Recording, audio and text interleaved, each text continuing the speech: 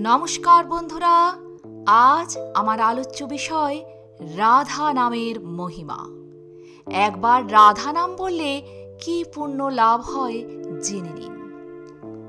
এক ব্যক্তি বৃন্দাবনে একবার এক মহান সাধুর কাছে গেলেন। তিনি সাধুর কাছে গিয়ে বললেন, সাধুজি, আমার একটি ছেলে আছে, সে ভগবানকে মানে না, সে পুজো পাঠও করে না। যখন তাকে বলি সাধু সঙ্গ করো, সে বলে কোনো সাধু সঙ্গকে মানে না। আপনি কিছু একটা করুন, আমার ছেলে যেন নরকে না যায়। সাধুজি বললেন, ঠিক আছে, আমি একদিন তোমার বাড়িতে যাব। সাধুজি একদিন ওই ব্যক্তির বাড়ি গেলেন। তার ছেলেকে বললেন, বেটা, একবার রাধা বলো। ছেলেটি বলল, আমি কেন বলবো? সাধুজি আরেকবার বললেন, একবার রাধা বলো। শেষে ছেলেটি বলল, এই যে আমি রাধা বললাম, কিন্তু কি ফল লাভ হলো?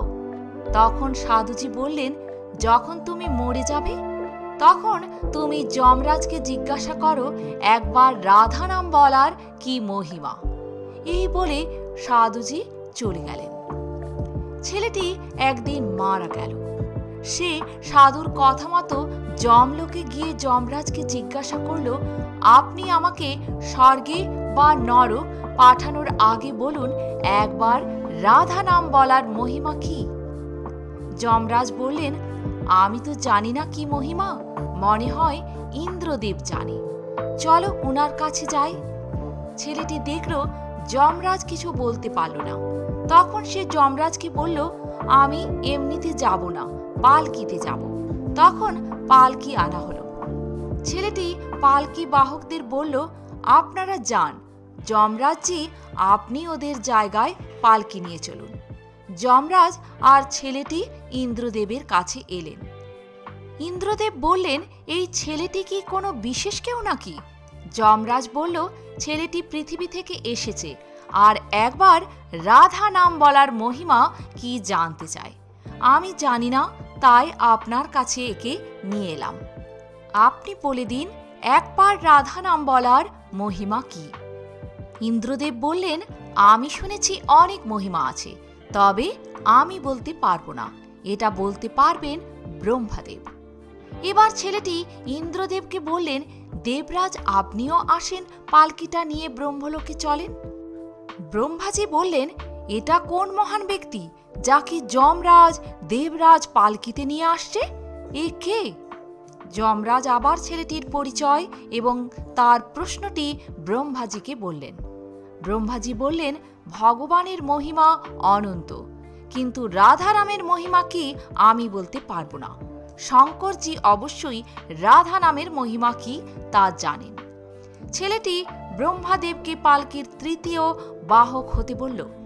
পালকি নিয়ে যমরাজ, ইন্দ্রদেব এবং ব্রহ্মাদেব কৈলাসের উদ্দেশ্যে চললেন শঙ্করজির কাছে।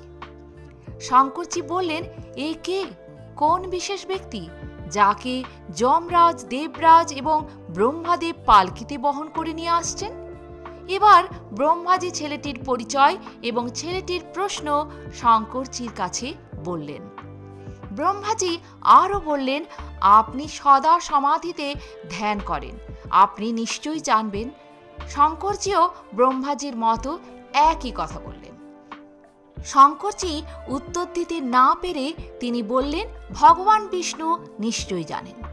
ছেলেটি শিবজিকে পালকির চতুর্থ বাহক হতে বলল।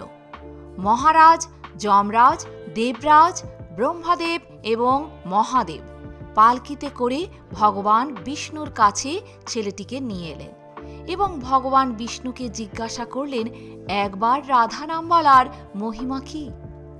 ভগবান বিষ্ণু বললেন, রাধা নামের মহিমা হল, যে ব্যক্তি একবার রাধা নাম বলবে তাকে পালকিতে করে 4 দেব বহন করে আমার কাছে নিয়ে আসবে। আর এই ব্যক্তিটি রাধা নাম শুনে এখন থেকে আমার পাশে আমার ধামে থাকবে। তাই সকলে মিলে মন খুলে অশ্রু জলে ভক্তি ভরে বলুন, রাধে রাধে।